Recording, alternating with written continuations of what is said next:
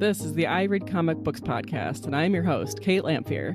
I'm sitting in this week as host while Mike is at a giant Pokemon event, and I am joined this week by two Pokemon that Mike will not be catching, Kait Scotchless. Hello. And Nick White. Hey. And this week we are talking about books nominated for an Eisner Award. We've got a good conversation going over at our Goodreads group. That is the I Read Comic Books group on Goodreads that you can search for. So if you want to join the conversation, go ahead and check that out. But Kait, what have you been reading this week and how are you? I'm good. So I checked out actually a bunch of nominees. But the first one I read was Ash's Cabin by Jen Wang, that she did both the art and writing on this. And I don't know, I think we've talked about previous books by Jen. She did The Prince and the Dressmaker, which was pretty universally beloved by the IRCB podcast crew, and Stargazing, which I really liked. Stargazing, she just wrote. There was a different artist on that one. So I went into this with really high expectations. Like we were talking about, it's nominated for a Will Eisner Comic Industry Award for Best Publication for Teens this year. It also is a nominee for the Sibbles Award for Young Adult Graphic Novels and the Volunteer State Book Award nominee for middle school literature. For me, the art here was 5 out of 5. Gorgeous, loved it. Will probably pick it up again in fall because it has really great fall art. The story was more like a 3 out of 5. I say that with the huge grain of salt that I am not the target demographic. And I think that I would have enjoyed this a lot more if I read it when I was 13. You know what I mean? Yeah. So the premise of the story is that Ash is a non-binary teenager that feels really alone in what they care about in the world and misunderstood by their family and classmates and everything like that.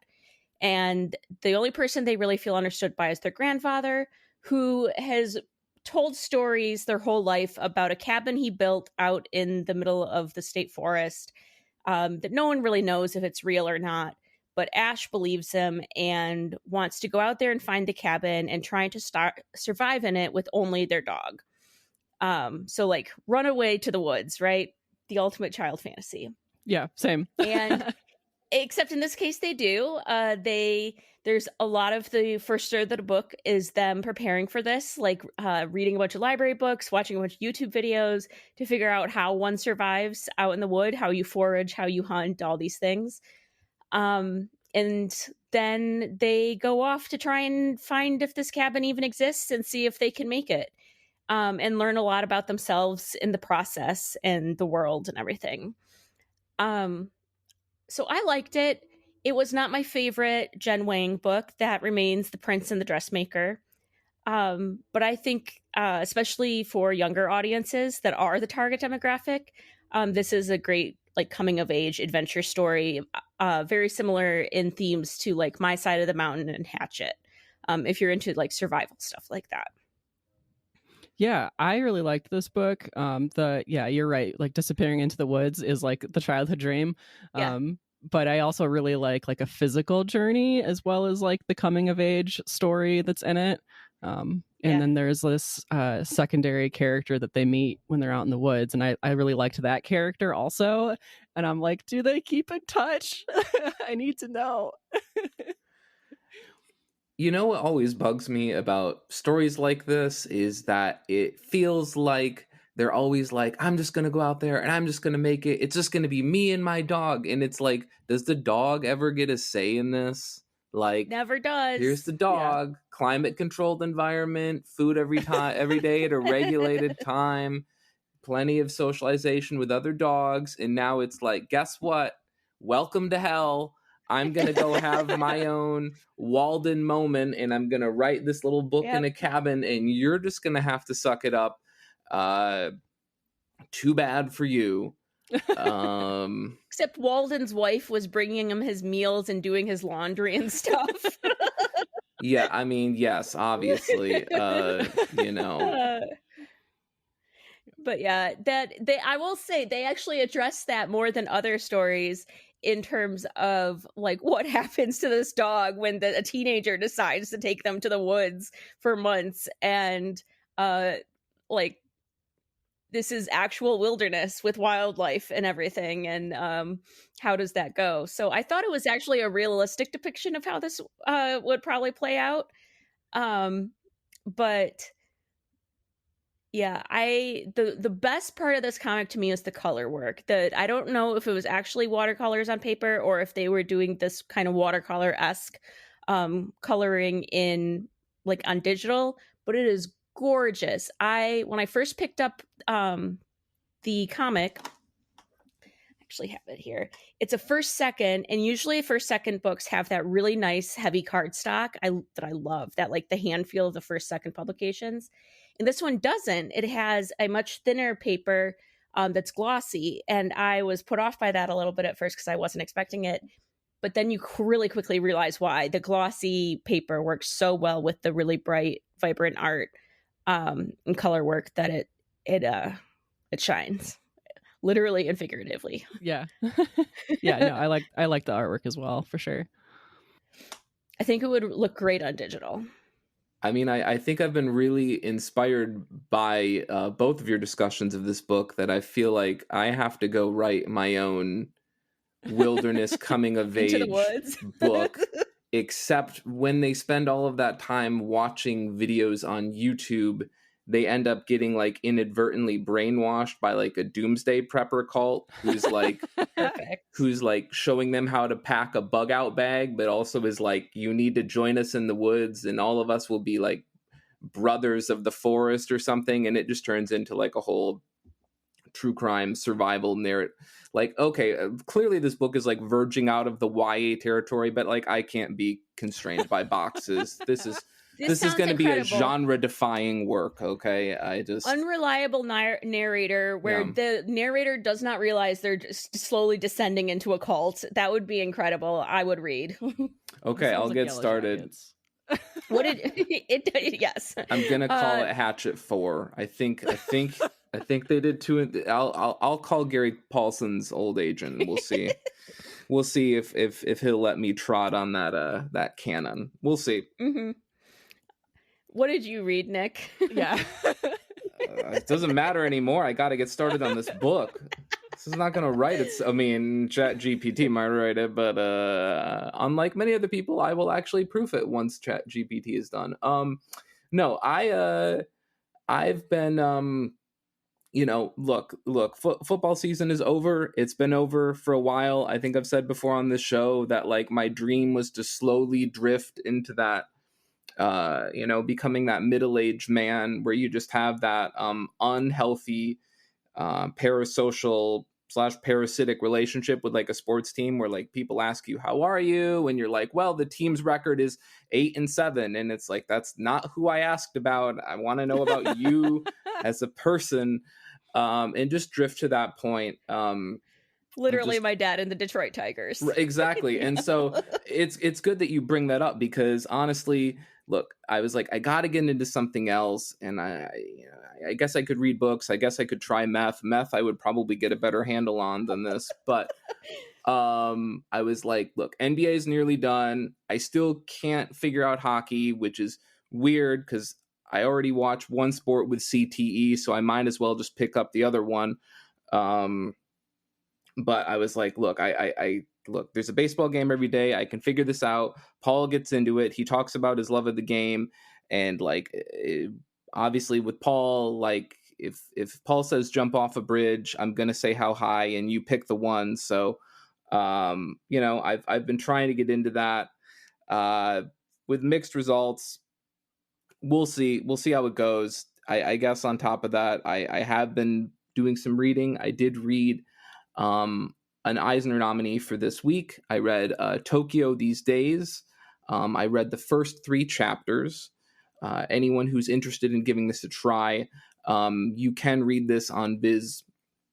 I'll come back to this in a second because it is important that you sort of navigate that properly. So this book is by Taiyo Matsumoto. It's translated by Michael Arias. It's from Viz. It is up for Best U.S. Edition of International Material from Asia. And as I said, you can get this through the Viz manga membership. It is important that I point this out because I did have to navigate this Viz has 2 different subscriptions. One is strictly for Shonen Jump. One is called Viz Manga. What they should be called is Shonen Jump, and the less eloquently named, but really gives you a clear picture of what's going on, everything that isn't Shonen Jump. That's what the other one should be called. So that's where all their romance books are. That's where all their horror books are. If you want to read the Junji Ito stuff, that's where that stuff is. If you want to read the 434,000 chapters of One Piece, you're going to want the Shonen Jump. Nick, how much do these cost? Are you a shill? I am a shill. The Viz Manga is just $2 a month, and the Shonen Jump is $2.99. So for the price of $5, you don't even have to figure out which books are in which subscription. I'm sure this is how they marketed it. Marvel and DC, take note. Jeez. Yeah, split it up. Split your books into 2 different things, and then make people decide they don't want to navigate that and buy both out of fear. Make it that cheap is what I want. Yes, that too. So let's talk a little about Matsumoto. He's been publishing manga since '87.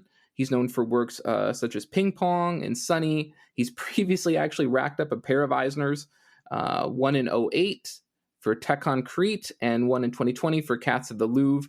Both of these were also for Best U.S. Edition of International Material. Interestingly, his manga is sort of viewed in 2 different kind of camps. The first is a lot of stuff like Ping Pong that sort of fits neatly into manga buckets. And by manga buckets, I mean shonen manga, seinen manga, etc., which Matsumoto has said, like, yeah, my work fits in these buckets, but that's because I had kind of was sort of strong-armed by editors into creating works that fit in the buckets. And then you have his other works, which clearly span across multiple buckets or kind of defy categorization. And as such, his manga frequently sort of gets labeled as being meta manga. And so it's probably no surprise that in this work, Tokyo These Days, it basically follows this manga editor. Surprise. Manga loves getting meta. And I'll tell you what, like when manga gets meta, I'm interested. When comics gets meta, it's a crapshoot for me personally. So you're following this editor. He's resigning after 30 years. He feels that, quote unquote, this is, quote, the only way to atone, so serious, because he was running a manga magazine. It ended up getting discontinued. We follow him through this day in the first couple chapters where he ruminates on just how much of his life he's spent commuting on the train. And he figures out, I've spent like 2/3 of a full year on the train. He meets with one of his older artists who's kind of in a creative rut. He deals with a junior editor, which now that this editor, Shiozawa, is retiring, this younger editor is being saddled with a lot of Shiozawa's clients. And many of these clients are not happy to have this new editor. The clients are sort of eccentric, and this junior editor doesn't know how to get the most potential out of them or to really get them to put their nose to the grindstone. So you've got sort of a lot of those work vacuums that happen when you have someone who's just very experienced and who's been in a position for so long, and what sort of fallout happens when this person leaves. The book is clearly sort of slice of life, but I don't want people to think Love and Rockets or Way of the House Husband. It's more slice of life in an Essex County or uncomfortably happy way. It's not so much fun or funny, and more grounded in the mundane is maybe a little too grim, but very much the day-to-day. But I still think there's interesting plot lines here. Like, I want to know more about whether Shiozawa can get his friend to draw again, if this junior editor is going to continue butting heads with this new artist. I also kind of want to know the backstory about this magazine of his that shuttered. Like, is it really his fault? There's still some really interesting things here. And I think there's going to be a broader discussion, I hope. And I don't want to paint with a broad brush here, but obviously there are certain stereotypes about Japanese work culture being, hyper intense, that people work themselves to death. I think there's even a word in Japanese for this. But just there's so many things in Japanese work culture that are so different. The hiring process is very different than America. The firing process is very different than America. For example, and maybe some of this isn't quite as true as a couple years ago when I was doing some, reading about it, but like getting fired in Japan is very unusual. And people leaving companies is even more unusual. Typically they don't really fire you in Japan. They basically they sort of demote you down into rudimentary, boring tasks in like a rubber room-esque sort of situation where they make you not want to be there, and then you quit. So this scenario that this guy is like very much sort of at the top and he just doesn't want to be there anymore. It's very unique and interesting, and I'm very curious to see how this plays out. Like I said, like Japanese work culture is fascinating and terrifying at the same time, and I hope it sort of gets into some of that. And it's just a beautiful art style. It's very freehand, which is not that common for manga. Certainly the more mainstream mangas, the ones that are drawn by 7 or 8 different people, everything feels very tight and sharp and crisp. And this actually has this very human kind of imperfection, waviness to the lines. There's a real texture and grit to the cross-hatching and shading being used that I don't typically see in manga. It's really interesting. It's this sort of manga that I really gravitate to, and I will definitely be paying like the $2 to finish this book for the month. I really enjoyed what I've read so far. I looked up some previews for this, and I noticed that it's in color too, which is pretty unusual. No, so that's the first couple pages. It's doing, and I'm probably sure you've seen this, and I'm sure some of our readers have seen this. I don't know if it's exclusive for when it gets collected or if it's just what happens with the first volume, but it's one of those things where like the first third of the first chapter is in color and then the rest of it isn't. I'm sure you've probably seen this before. Like I still don't really understand the logic or the reasoning or how or why it happens, but it's doing that whole like first 8-page sequences in color and then the rest is black and white. But I really like the cover of this too. Like it's a bird. It's mostly a bird head, and then you can kind of see like a cityscape in the background. But it's just so like slice of life. Like I want to know, like, does the bird come up in the story, or is this just like it's interesting Tokyo? You bring that up because, and I don't know if this is a magical realism theme or if it's just a quaint little thing that I'm not supposed to read into, which too late, I'm me, it's going to happen. When the editor is at home and he's sort of puttering around his house, he talks to the bird and the bird talks back. And I was like, wait, is this bird like a parrot? And I was like, but then clearly like the bird is like not just repeating phrases, it's actually like saying things.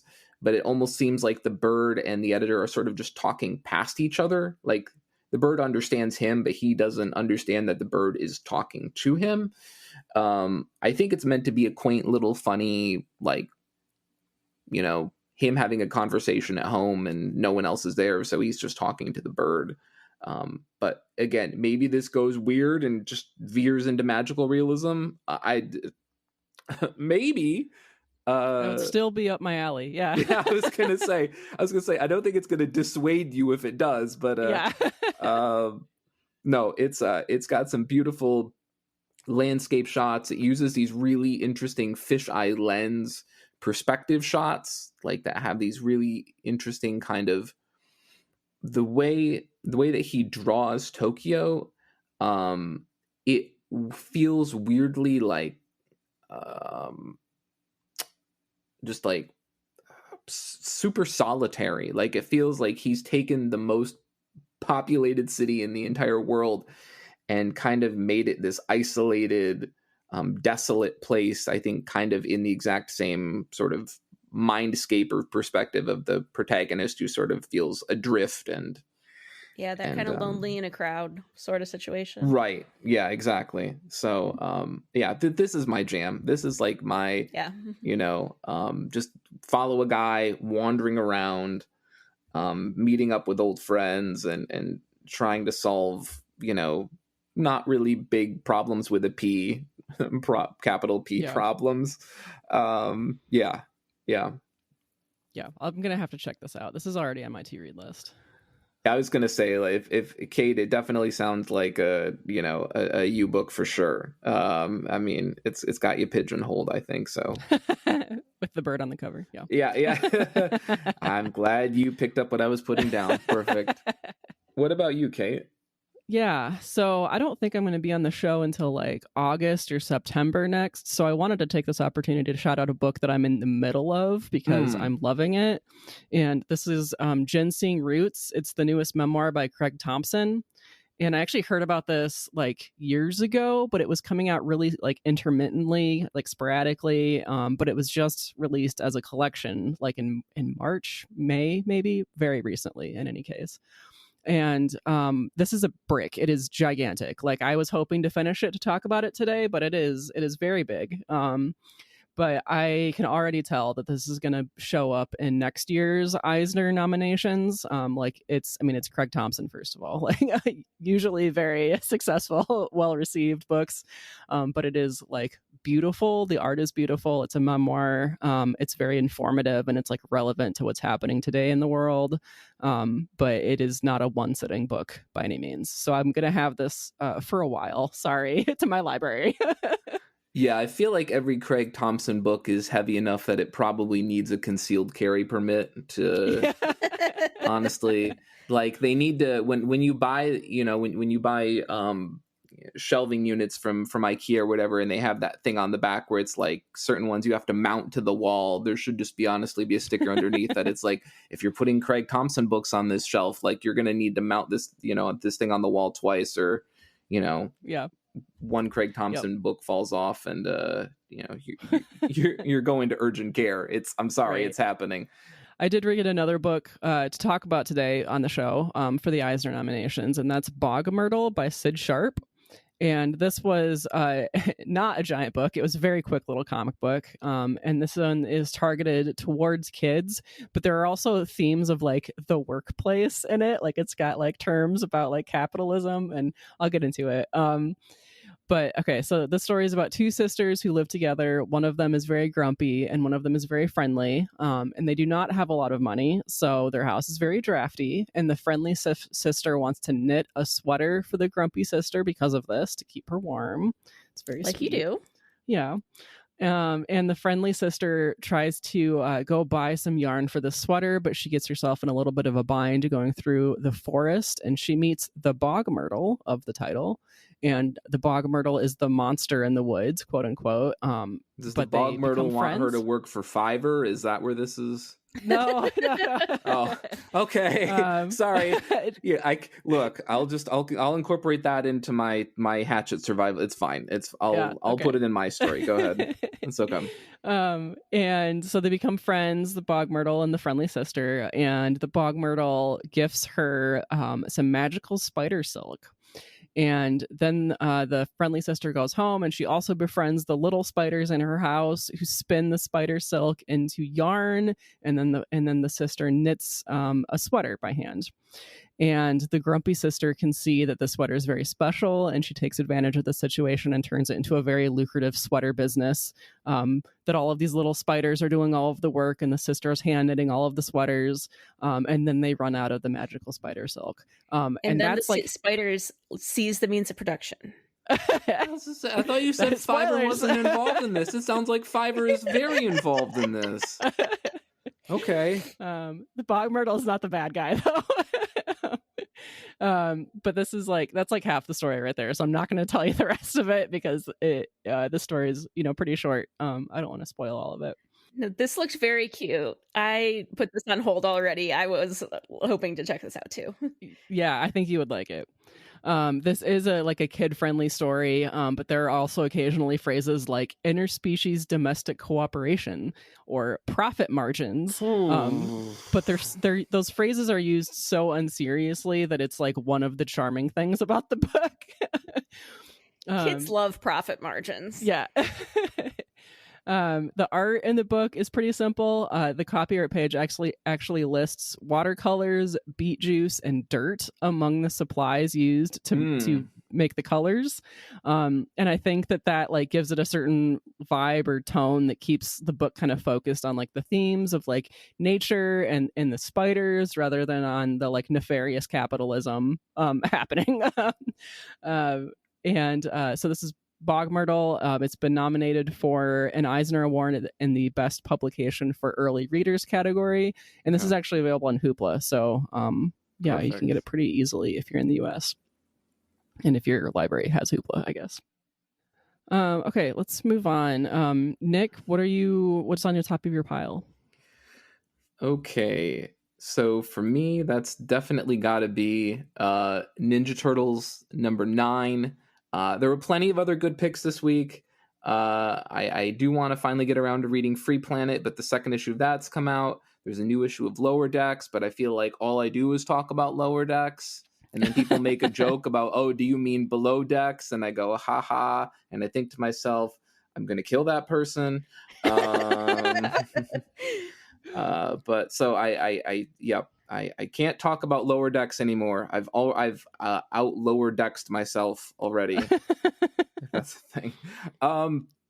So let's talk Turtles. Let's talk about another beloved franchise that is owned by Paramount at this point. Oh, corporate acquisition. So this is the 9th issue, but I want to talk about some of the issues leading up to it. I love Top of My Pile because frequently it gives me a chance to look at all of the millions of dusty digital files I have and say, like, this is a good opportunity to finally get around to reading X. And I've been putting off reading the new Ninja Turtle series for a couple reasons. I know this is not going to be real popular, but I'm not here to make friends. And you can't see it, but I'm crossing my arms and I'm doing that Tweety Bird, Tasmanian Night Devil 90s sweater where they're back to back with Bugs Bunny looking tough, wearing leather jackets pose. That's what's happening right now. I don't really love Jason Aaron. Sorry. I don't. He doesn't do things for me that clearly he does for other people. Obviously, they've put him on high-profile books. He was literally on Star Wars #1 for Marvel back in 2015. Pretty big dude, but I'm just not crazy about Jason Aaron. I also didn't really like when they announced that they were going to do rotating artists for the first couple issues. Because I feel like when you're doing, again, this is super nitpicky, unfair Nick here, but like when you're doing a big reboot, like I like when you can establish a visual sort of aesthetic or tone so people know what they're getting into going into the book. And I feel like when you're rotating for the first 5 or 6 issues, it's like, where is this book settling? Like all of these things are beautiful, but where are we going? Yeah, I'll be a rotating artist hater till the day I die. I would much rather just wait longer for a book to come out. And I mean, it's beautiful artists and there's intent behind it. I guess let's just get right into it. So this is the reboot. Obviously, Ninja Turtles was previously done by IDW back in 2011, and they ran all the way from 2011 to 2024 without renumbering. It's a pretty big accomplishment in this day and age. They took 14 years when Marvel's thinking about a renumbering every 14 minutes. 14, let's do it. Guys, I know we've done 3 today, but we can fit in one more. So pretty big accomplishment. Lot of issues. I think they said there's over 300 issues when you count all the miniseries. But they decided finally we're going to do a big, and it's not really even a reboot. It's more of a, how do we split hairs on this well enough? I would call it a pronounced jumping on point because it doesn't actually wipe away the canon up to this point. It's just that a lot of the events that made up the canon leading up to this point have sort of been weirdly shuffled and funneled into another book. It's interesting the way that they've done this. So with this reboot, the first arc, you have 5 issues. Each issue is a different artist. Those artists are Joel Jones, Raphael Albuquerque, Cliff Chiang, Chris Burnham, and Derek Robertson. Big names, really big names. Obviously, you got Cliff Chiang from Paper Girls, Raphael Albuquerque from American Vampire. Derek Robertson was the artist, I think, on The Boys for a really, really long time. Just big names. And basically, very faint, minor, borderline inconsequential, but someone will still complain, spoilers. Each one of these artists is tasked with doing an issue surrounding each one of the turtles, and then the 5th issue is the turtles finally reuniting and coming together as a group. In the 5th issue, someone is still going to call that a spoiler. I don't care. You know what? It's beautiful artwork, but again, I don't really like that it doesn't set a consistent tone going forward. The story is okay. You sort of learn a little about why they grew apart. You sort of learn a little about what precipitated all of this, but ultimately, it's just a really beautiful artist showcase, if anything else. Not that any of these people, need to get their art out there and, have people know who they are. But I will say I read a couple of the issues that follow that. And with the second arc, Juan Ferreira becomes the artist, and Ferreira stays the artist, at least for this arc. And I'm 100% on board with that. Ferreira is phenomenal. He did a wonderful book, terrifying book at Dark Horse probably 10, 12 years ago called Colder. I think that was with Paul Tobin writing. And then he's done a couple other really interesting works for some Big Two stuff. He also did Prometheus, Fire and Stone, which was an alien book. I am 100% on board with him being on this book. Narratively, it's still it's fine. Like, they're still very much in, like, this book is in a get the band back together sort of mode. I do appreciate that it is trying, I think on some levels, to even lightly sort of engage with some of the socio-political issues we're navigating with today. One of the bigger things looming in this book, obviously most people know the turtles live in New York City. Basically, at some point, minor spoilers for 14 years of Turtles books, you find out that other creatures and whatnot have been some humans have been mutated into creatures, and some smaller creatures have been mutated into bigger creatures. That would be what, of course, happened to the turtles. And they end up basically making their own borough of New York called Mutant Island.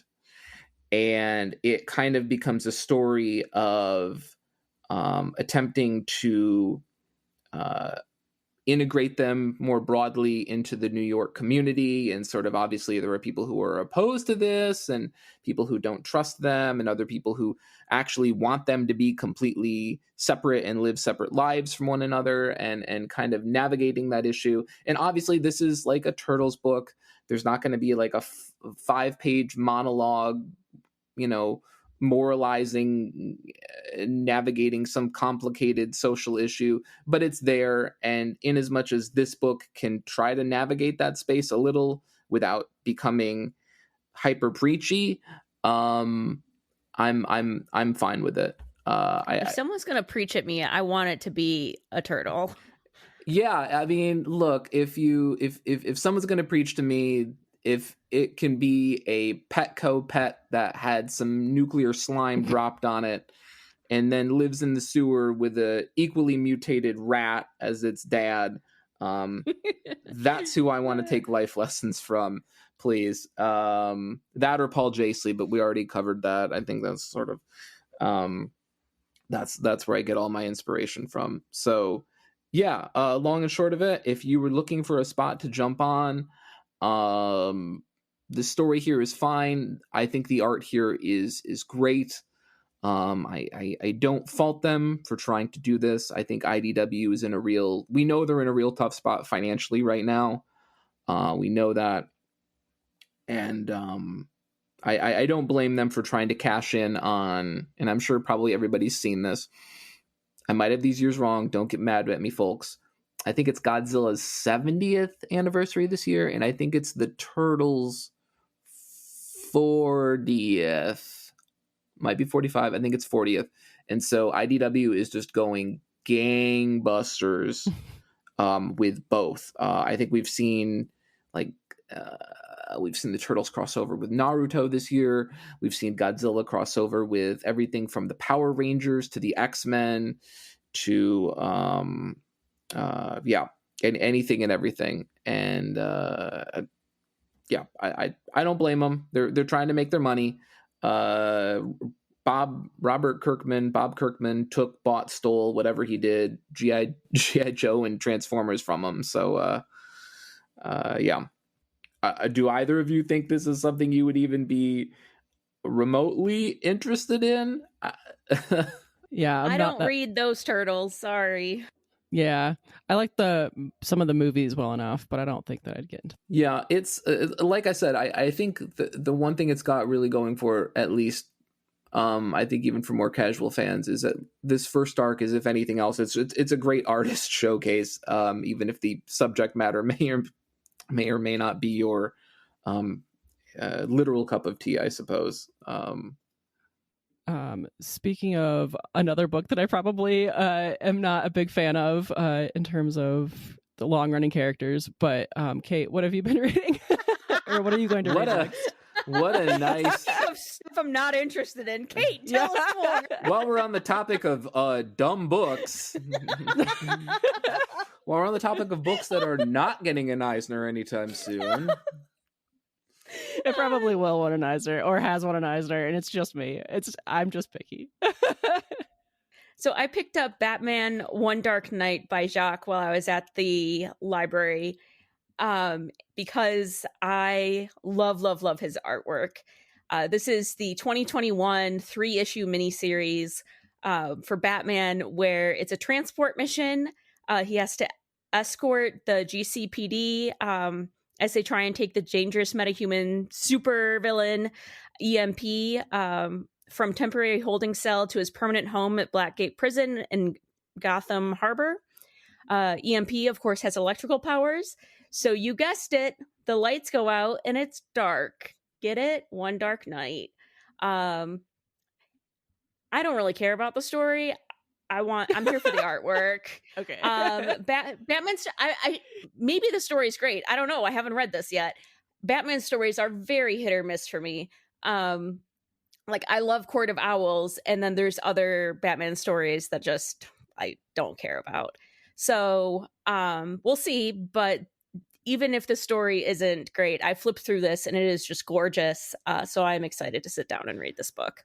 All right, so I'm going to take back what I said before about not reading a lot of Batman, because I have read this book and I gave it 5 stars. So, wow, we went 0 to 1,000. Yeah.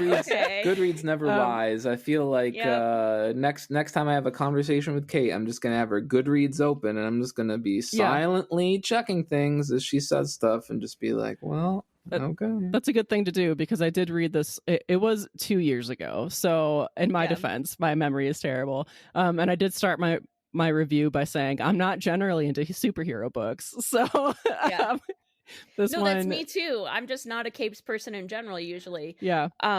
So yeah, it's have you read this one, Nick? I'm assuming you have. You're a Batman person. I haven't. I will admit my big 2 reading is pretty limited these days. I think I found out that they had I know this sounds so pernicious, but like and they know what they're doing, but like the big 2 was definitely tapping into my fear of missing out way too much, and so I was like, oh, I need to read this one, I need to read this one, I need to read this one, and I was like, no. But I mean, definitely Jock is something I probably should. I haven't. Not that Jock was ever super prolific, but it feels like I haven't seen him doing a whole lot lately. And maybe that's just because he's not doing the work in spaces I tend to typically be in. But if anything else, it could be an interesting read just because, like I said, like even when Jock was working a lot, I felt like even compared to other artists, like hyper prolific ones, Jock was still, I mean, when you look at his stuff, it makes sense. Yeah, I was going to say quality over quantity. Yeah, for sure. No, that's for that reason alone, it's probably worth it. Yeah, I don't think I've read anything by Jock since he did years ago. Snow Angels with Lemire, of all things. Oh, okay. So yeah, weirdly enough, have to check that one out still. Well, how about you, Kait? Yeah.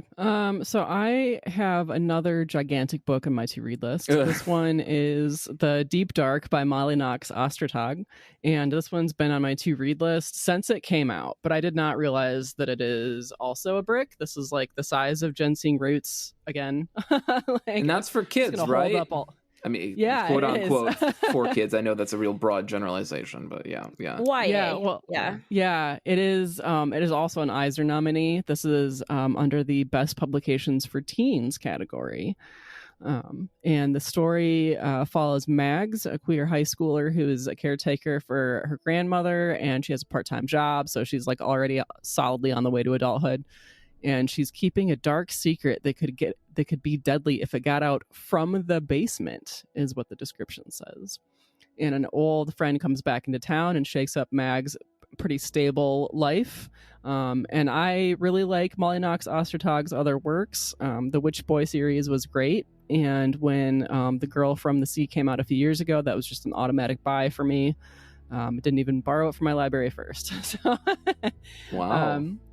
But I do need to like apologize to my library or something, because I've got these two giant books, Ginseng Roots and The Deep Dark, and then like everything else is just like in a pile in my living room while I read these two books. So I'm the problem. I'm holding on to a percentage of their collection. Kait, I feel like you like Molly Knox Ostertag too. I do. I have this one on hold, but I'm like 7th in line, and I've been on hold for a while. Yeah. So. Well, this is why it's big. Yeah. Okay. Well, thank you to Kait and Nick for joining me on today's show. Thanks, Mike, for trusting me to host for some crazy reason. Thank you, Xander, for editing. Thanks, Brian, for being proofreader. And until next time, comics are good, and so are you.